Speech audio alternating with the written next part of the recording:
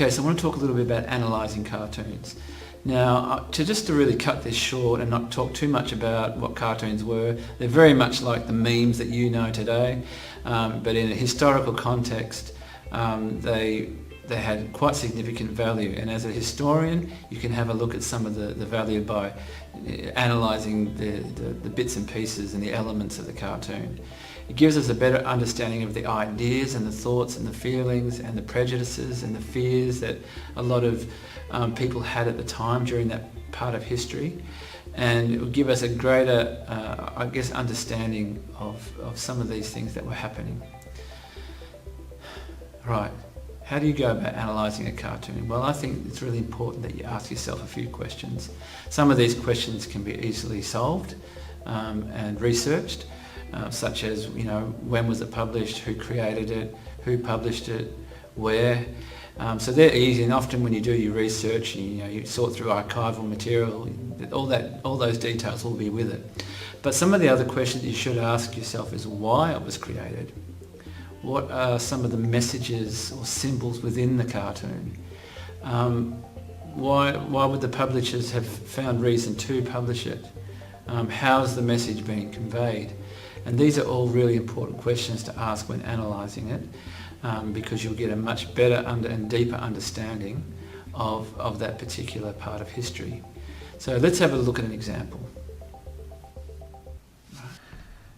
Okay, so here's a good example of a political cartoon of the 1930s. Fits in really nicely with our course because our first unit we cover the interwar years. Now, just a few details about this cartoon in particular. This was created by British cartoonist David Lowe in 1936. It was for the Evening Standard newspaper in London. And it's a good cartoon because I guess the purpose of any cartoon during this time was to highlight some of the political events of the time. But also it served in a bit of a propaganda, as a bit of a propaganda tool as well. Entitled The Stepping Stones to Glory, it presents a central caricature here of Hitler. And you can see that he's been, I guess, represented as almost childlike, thumbing his nose at certain aspects of European politics at the time.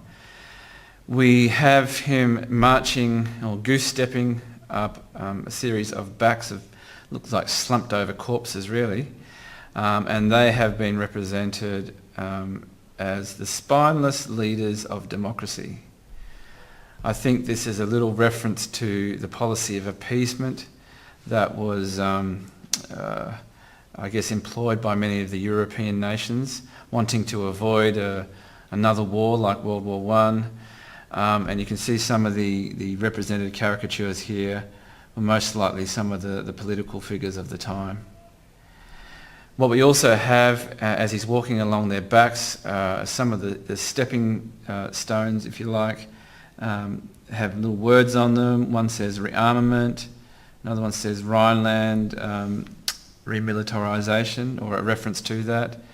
We have a reference to Danzig. As you know, Danzig was a port that Germany prized highly, gave them access to the sea. As we know, that there were many restrictions placed upon Germany militarily, but also in a territory sense, there were things that they had to give up and have limited access to.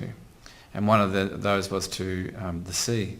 So having Danzig also meant just another example of Germany and Hitler in particular thumbing his nose at the Treaty of Versailles and all the limitations that were set out there. What we have at the top left corner here, you can't really read it very, very well, but it says boss of the universe. So we can see that Hitler is slowly but surely making his way up to becoming, a supreme leader and having total control, perhaps over Europe. That's not specified, but we're led to believe that, with each of these steps, he's going to chip away a little bit more and reach that goal. So I think this cartoon conveys the overall message in a very simple and effective way. and gives us an indication of where Europe was heading in 1936.